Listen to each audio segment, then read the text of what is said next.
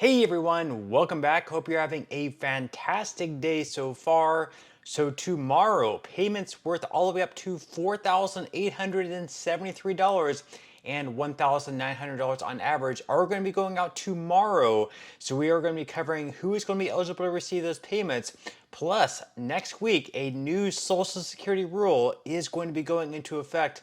We are going to be covering what that is.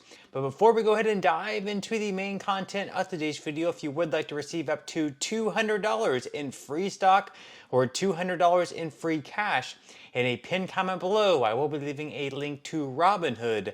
All you have to do is once you click on that link is just sign up for a free account and then simply link your bank account. You do not even have to make an opening deposit. At that point in time, Robinhood will be sending you one free stock worth all the way up to $200.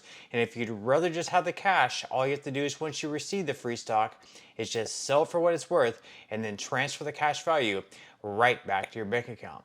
Okay, so diving right into it for today. So next week there is going to be a new rule going into effect as far as Social Security goes.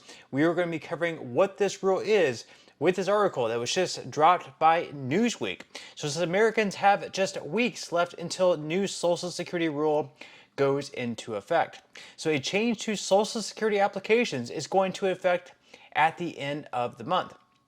About 70 million people receive Social Security payments every year, with some qualifying for supplemental security income if they're disabled or senior Americans who meet certain eligibility requirements. One of the eligibility requirements stipulates that Americans cannot earn more than $1,971 in income per month to qualify for the payments. However, that rule is changing slightly. So here is the change.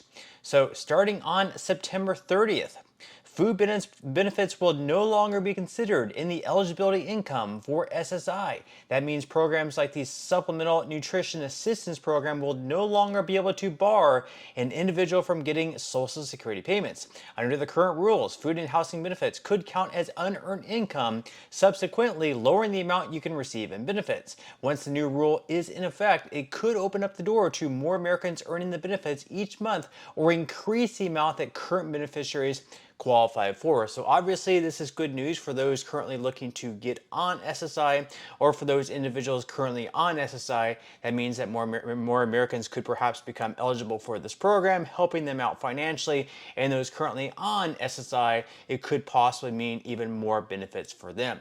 Now, in some other news, of course, tomorrow there are going to be some payments going out to certain individuals on Social Security benefits. These payments on average are going to be right around $1,900 and could possibly be worth all the way up to $4,873. So once again, this article here is from Newsweek. So they say that millions of beneficiaries across the U.S. will be getting their Social Security check this week. With an estimated 70 million people receiving benefits, payments administered by the Social Security Administration are distributed in waves throughout the month. When a beneficiary is paid depends on a recipient's date of birth and what type of benefits they collect. As well as giving out checks for retired Americans and their families, the SSA also pays disability benefits. The second round of retirement deposits will be made on Wednesday, September 11th. That's tomorrow. Two beneficiaries with birthdays that fall between the 1st and 10th of any given month in the year that started claiming after May of 1997. The first round of September payments this month actually went out in August. Those were going to individuals receiving SSI benefits, as the usual September 1st payment date fell on a weekend. Benefits to those collecting supplemental security income without retirement checks are always paid on the 1st, except of course this month when they were actually receiving those payments on the Friday before the 1st of September began. If a claimant receives both retirement checks and SSI, the retirement benefit should have been paid on September 3rd.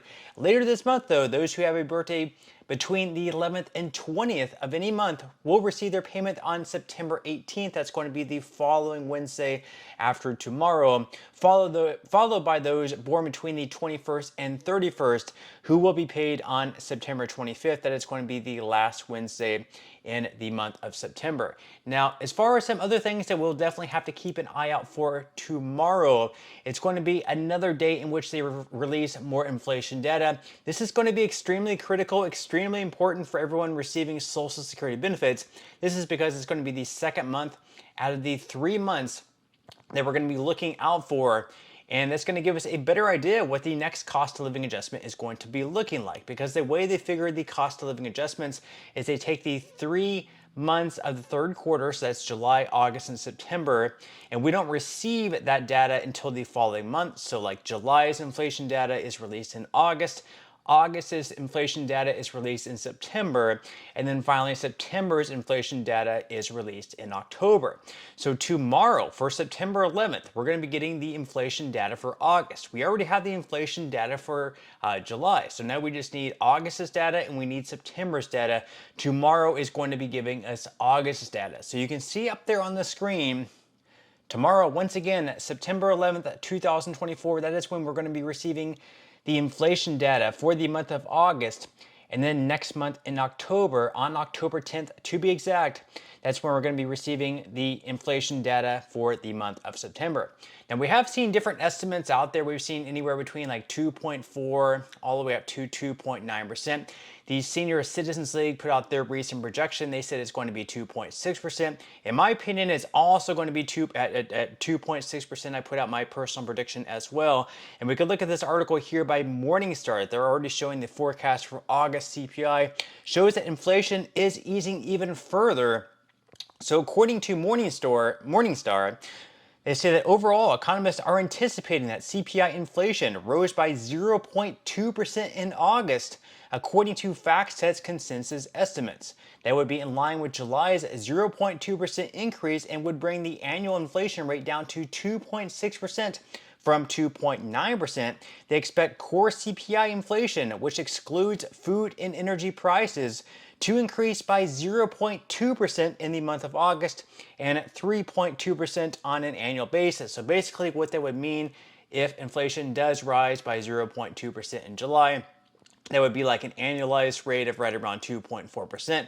Now, the Federal Reserve, which sets rates and stuff like that, which is also going to be extremely important because it looks like they are going to possibly finally be lowering interest rates, which means that prices, for homes might eventually get cheaper as far as like the monthly rate goes. Of course, once the rates go down, that could mean higher prices as far as housing goes, but they're looking to get this close to 2%, but they're also afraid at the same time if they keep the rates high for too long, that could perhaps mean an economic downfall, and we certainly don't want to fall like into a recession or anything like that. But it is looking like it is slowing down 0.2% for the month of July. Inflation obviously is not going to decrease. We're never going to see the prices, unfortunately, go back to where they were before 2020 or 2021 when we saw that huge spike in inflation. It's very unfortunate because, the things that's hitting us the most, grocery stores and everywhere else, it's very hard on Americans' pockets, and it's going to take several years for us to finally catch up, like wages to finally catch up with inflation. It's very, very unfortunate, but we'll definitely have to see what ends up happening with that. Also tonight, of course, we have the presidential election. It's going to be Trump versus Kamala Harris. It's going to be interesting to see how all of that plays out. Trump really pretty much decimated Joe Biden whenever they debated, I believe it was last month, and then later on, of course, Joe Biden dropped out of the race. Kamala Harris is going to be a much more formidable opponent for Donald Trump. Of course, Tulsi Gabbard has been helping Donald Trump prep for the debate against Kamala Harris. So it is going to be interesting to see how those two perform and who ends up winning that debate. Leave your thoughts in comments below. Do you think that Donald Trump is going to win, or do you think that Kamala Harris is going to win the debate? But that's all we have for today's video. I certainly hope that you enjoyed and found value out of it. If you did, again, I would greatly appreciate if you could give this video a like. Consider subscribing to my channel if you have not already, and I will see you in the next video.